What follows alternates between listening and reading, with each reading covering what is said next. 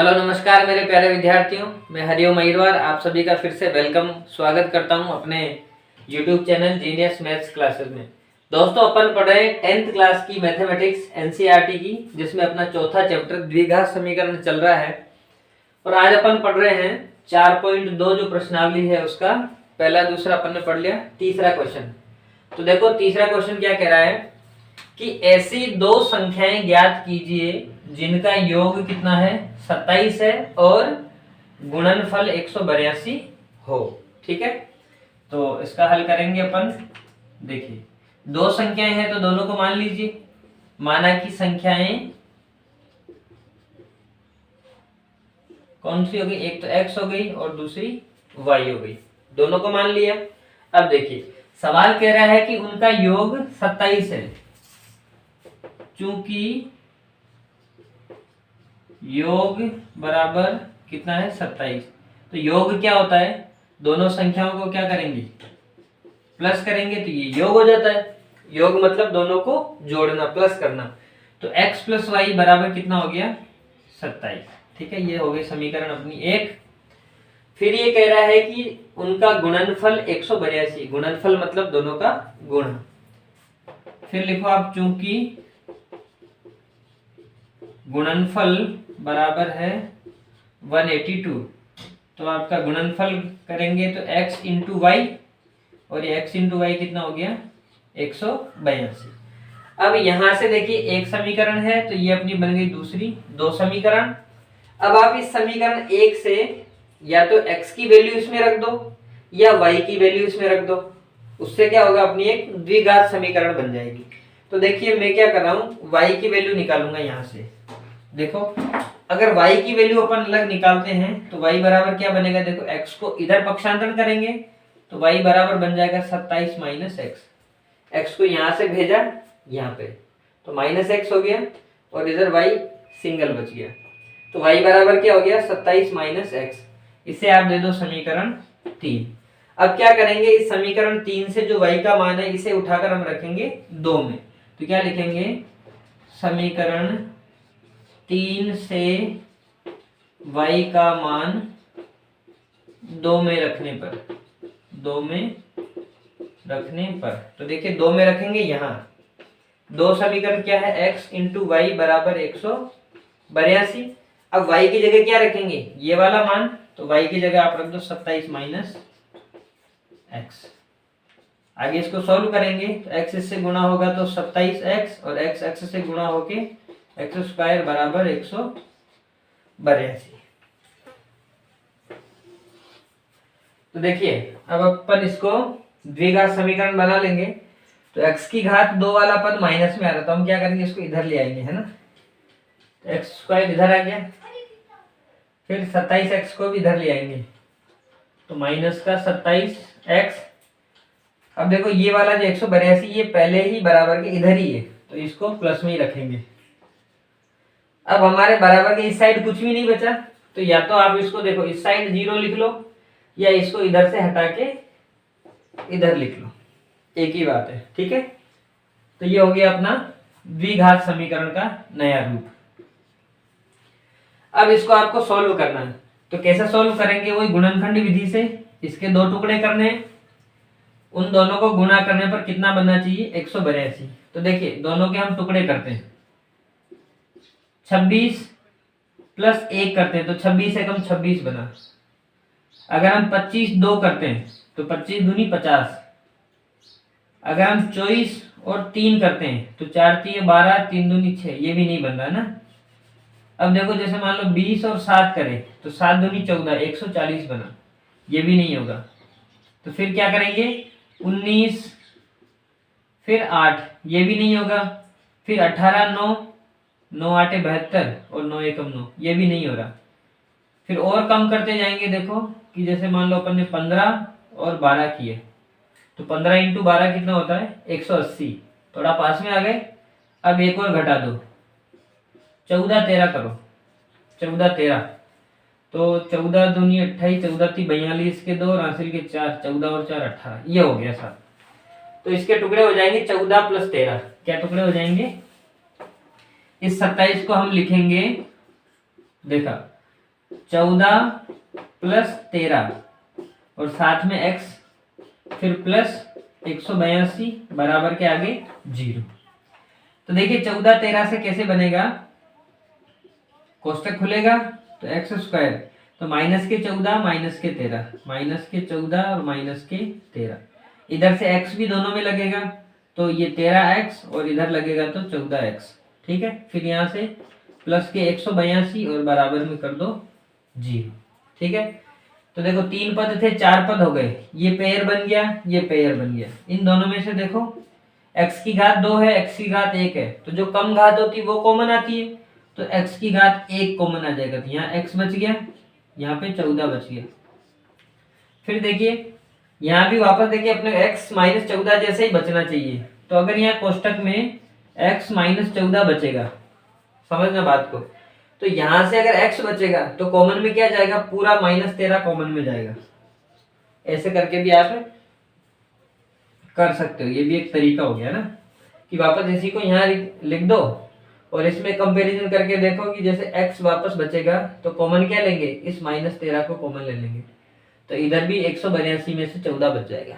ठीक है, अब देखिए ये दो बड़े बड़े पद हो गए। ठीक है, तो ये 100 वाला नोट अपन बाहर निकाल लेते हैं, तो x माइनस 14 अगर बाहर आएगा तो देखिए यहाँ से बच जाएगा x और यहाँ से बच जाएगा माइनस का 13 बराबर के आगे 0। अब गुणनखंड से जब अपन हल करते हैं तो ये दो गुणनखंड हो गए, दोनों को 0 के बराबर रखेंगे, तो देखिए 0 के बराबर रखने पर क्या होगा कि x माइनस 14 बराबर 0 और इसको रखेंगे x माइनस 13 बराबर 0। उससे क्या होगा देखो कि x बराबर ये 14 जाएगा उधर, तो x बराबर हो गया 14 और ये 13 जाएगा उधर, तो x बराबर हो जाएगा 13। ठीक है, तो x का मान अगर 14 है तो y का मान हो जाएगा 13 और x का मान 13 है तो y का मान हो जाएगा 14। यानी कि हमारी जो दो संख्याएं थी ना, जिनको हमने x और y माना था और जिनका योग 27 था, वो दोनों संख्याएं क्या हो गई, 13 14। तो अपन अब लास्ट में उत्तर लिखेंगे, अतः वे दोनों संख्याएं, कौन सी दोनों संख्याएं, जो हमारे सवाल में पूछ रहा था, तो वे दोनों संख्याएं कौन कौन सी हो गई, एक हो गई 14 और एक हो गई 13। यही आपका आंसर है। ठीक है, तो कहीं कोई डाउट हो तो आप कमेंट में बताइए मुझे, मैं उसको क्लियर करवाता हूँ, और अगर कोई डाउट नहीं है तो इसको आप फटाक से नोट करिए, मैं अगला क्वेश्चन लेके आता हूँ। देखिए दोस्तों, फोर्थ क्वेश्चन आपके सामने कि दो क्रमागत धनात्मक पूर्णांक ज्ञात कीजिए जिनके वर्गों का योग कितना है, 365 है। अपन ने पहले भी ऐसा सवाल किया था जिसमें क्रमागत धनात्मक पूर्णांक थे, तब मैंने आपको डिटेल से समझाया था कि क्रमागत का मतलब क्या होता है, लगातार आने वाली संख्याएं, और धनात्मक कौन सी, जो पॉजिटिव है, और पूर्णांक मतलब जो पूर्णांक संख्याएं। तो कौन सी है, देखिए अपन उल्टा चलते हैं। पूर्णांक संख्याएं क्या होती है, 0 1 2 3 4 5 6 ऐसे, और -1 -2 -3 इस तरह से। ये सारी संख्याएं इधर प्लस अनंत तक और इधर माइनस अनंत तक सारी संख्याएं क्या है, पूर्णांक। उनमें से हमें कौन सी लेनी, धनात्मक, यानी कि 1 से आगे वाली, और क्रमागत मतलब लगातार कितनी लेनी, 2। तो चलिए ये ले लेते हैं। अगर ये वाली लेंगे तो 1 2, ये वाली लेंगे तो 2 3, ये वाली लेंगे तो 3 4। कौन सी है वो हमें नहीं पता, तो हमने ऐसा मान लिया कि पहली संख्या x है। ठीक है,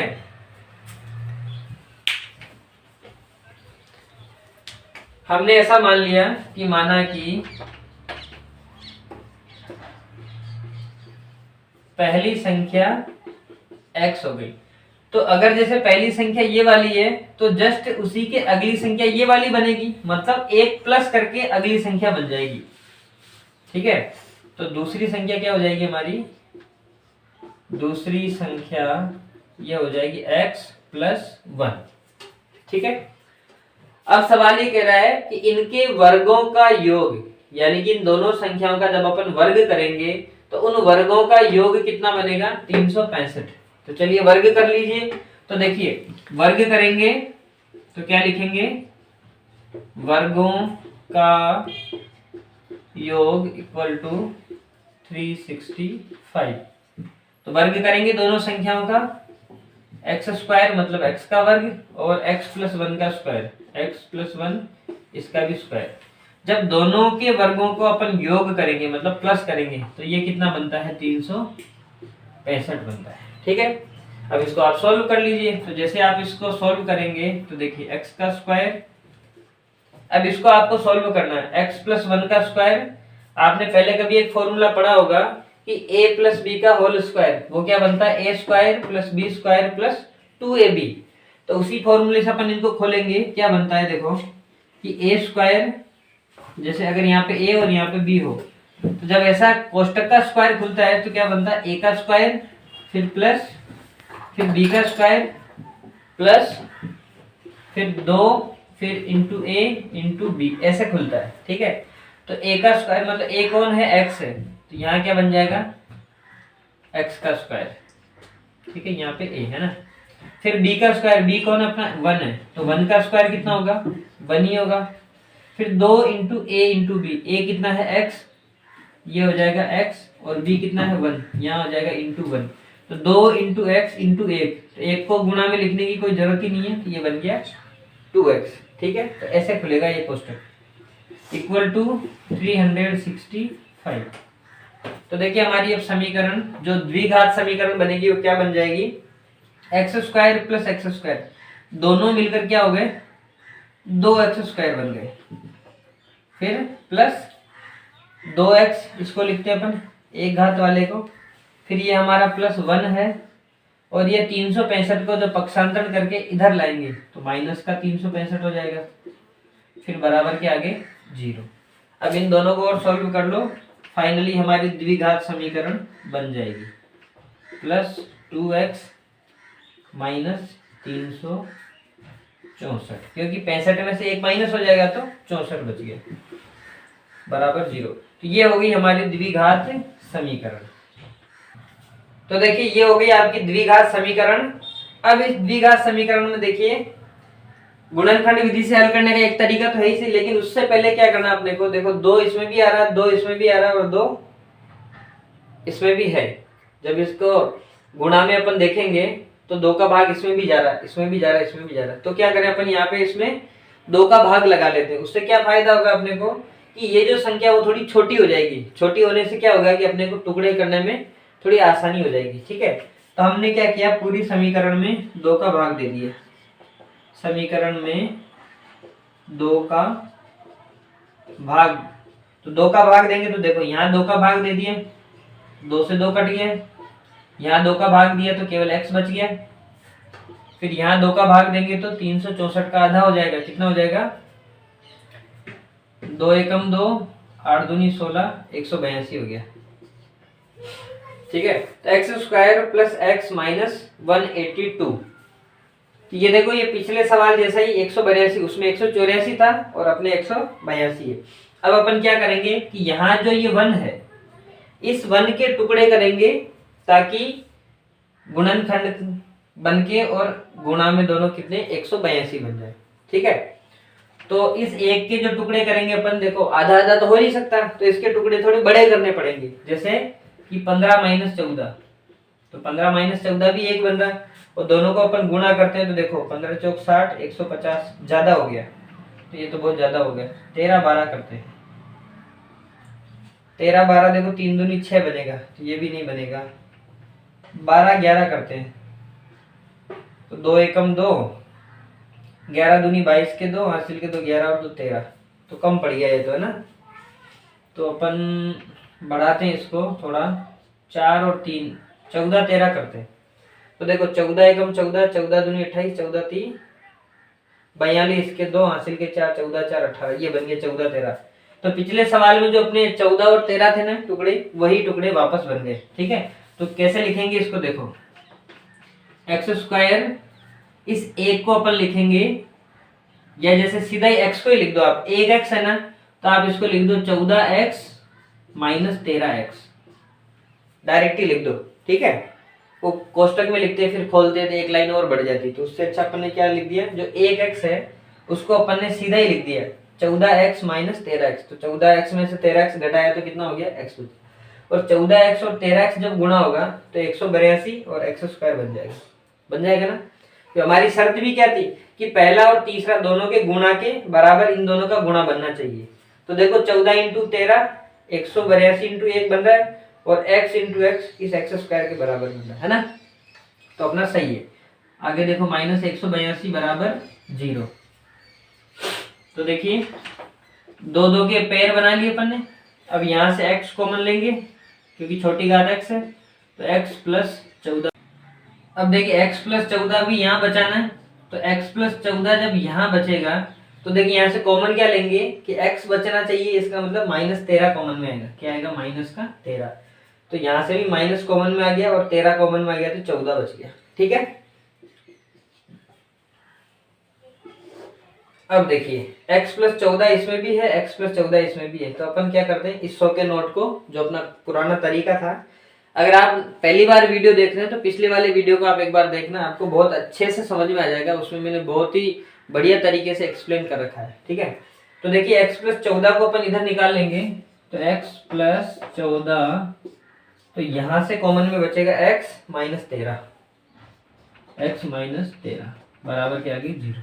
अब ये दोनों अपने गुणनखंड हो गए, दोनों को 0 के बराबर रखेंगे तो देखो x प्लस 14 बराबर 0, तो x बराबर आ जाएगा माइनस का 14।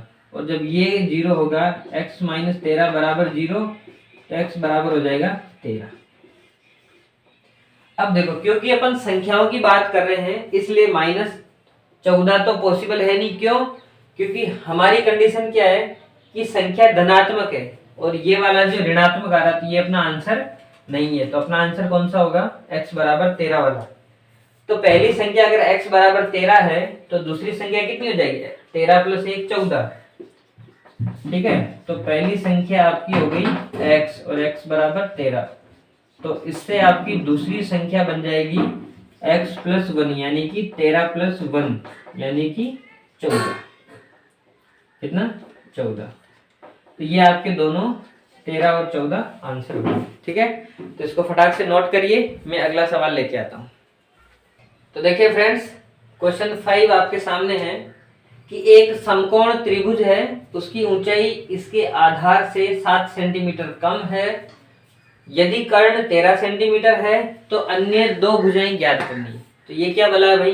देखिए सबसे पहले तो समकोण त्रिभुज क्या होता है वो समझाता हूं मैं आपको। त्रिभुज आपने पढ़ा होगा कि ऐसी आकृति जिसमें 3 भुजाएं होती है उसे हम क्या कहते हैं? त्रिभुज कहते हैं। लेकिन त्रिभुज के अंदर स्पेशल एक ऐसी कंडीशन बनती है कि एक ऐसा त्रिभुज, कैसा त्रिभुज कि ऐसा त्रिभुज जिसमें एक कोण कितना होता है? 90 डिग्री का होता है। 3 जो कोण होते हैं उन तीनों कोण में से एक कोण 90 डिग्री का होता है और बाकी जो 2 कोण बच गए वो कितने भी हो सकते हैं, 90 से छोटे होंगे। ठीक है। तो एक कोण हो गया 90 डिग्री का और 90 डिग्री वाले कोण को हम क्या कहते हैं? उसका नाम होता है समकोण। तो इस समकोण के नाम से इस पूरे त्रिभुज का नाम क्या हो जाता है? समकोण त्रिभुज। ठीक है। अब ये जो समकोण त्रिभुज होता है, इस समकोण त्रिभुज में क्या होता है कि जहां पे 90 डिग्री का कोण बन रहा है, इस पॉइंट पे बन रहा है, जैसे मान लीजिए इसके ABC 3 पॉइंट है, तो इस पॉइंट पे 90 डिग्री का कोण बन रहा है। तो इस 90 के सामने वाली जो एक भुजा होती है, इस भुजा को हम बोलते हैं कर्ण। इसका नाम क्या होता है? कर्ण। और नीचे वाली जो भुजा होती है उसका नाम होता है आधार। ठीक है। और जो ऊंचाई हो गई या जो खड़ी भुजा हो गई उसे हम ऊंचाई भी बोल सकते हैं। ठीक है। और इसको लंब भी कहते हैं। इसका क्या नाम होता है? इसका एक दूसरा नाम है लंब। इसको लंब भी बोला जाता है। ठीक है। तो कर्ण, आधार और लंब हो गया। ठीक। अब ये जो समकोण त्रिभुज होता है, इस समकोण त्रिभुज में एक प्रमेय काम आती है। इसकी तीनों भुजाओं के आपस में एक रिलेशन है, उस रिलेशन का नाम है प्रमेय। उसको प्रमेय कहते हैं अपन। क्या कहते हैं? प्रमेय।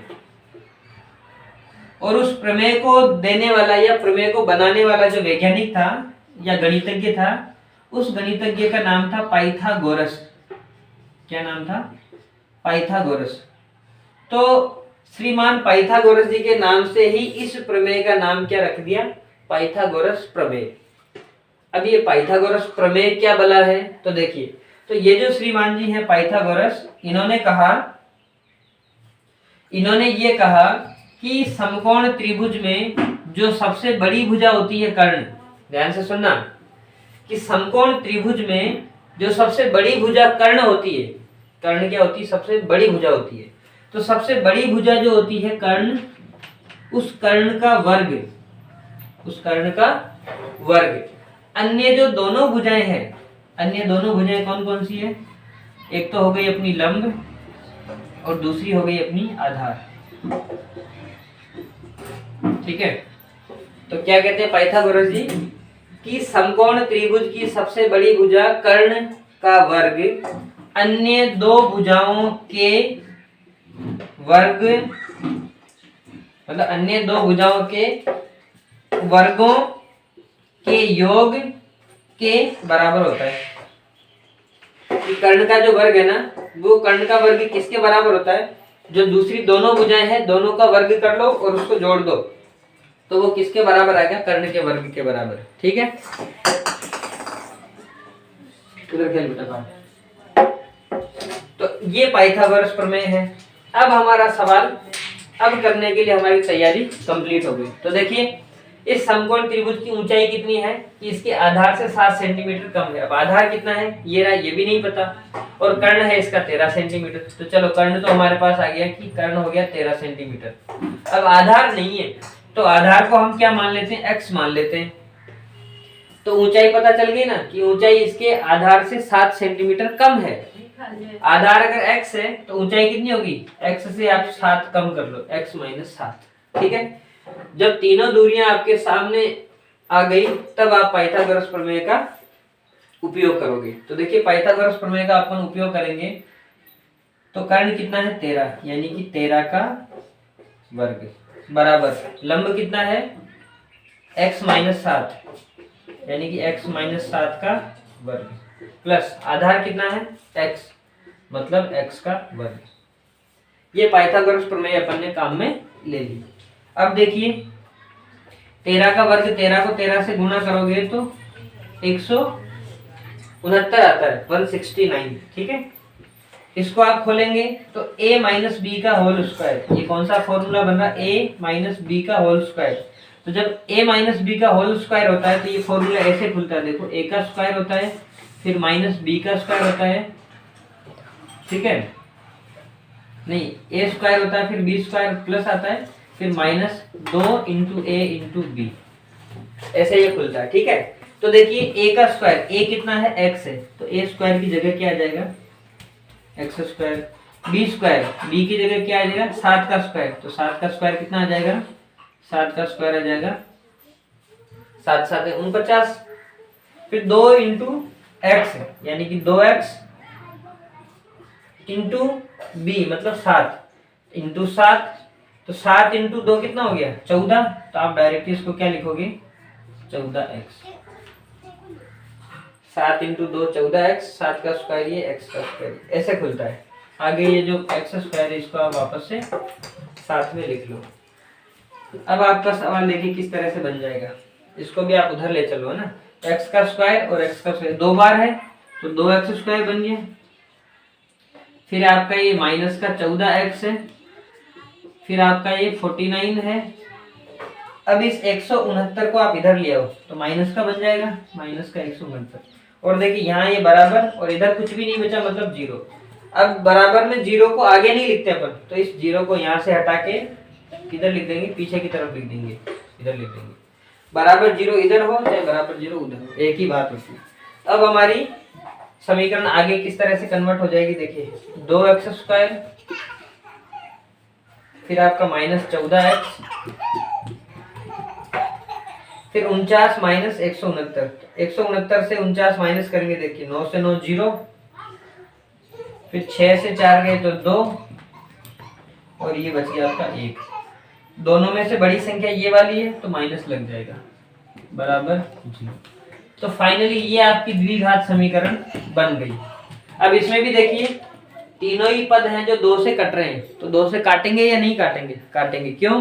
क्योंकि 2 से काटने में हमारी समीकरण की जो संख्या है वो छोटी हो जाएंगी, और छोटी होने पे क्या होता है, हमें गुणनखंड करने में आसानी रहती है। तो सबको 2 से काट दो, तो क्या लिखेंगे, समीकरण में 2 का भाग देने पर, 2 का भाग देने पर तो क्या हो जाएगा, देखिए यहाँ 2 का भाग देंगे तो एक्स स्क्वायर, यहाँ 2 का भाग देंगे तो 7x, यहाँ 2 का भाग देंगे तो 60 इक्वल टू 0।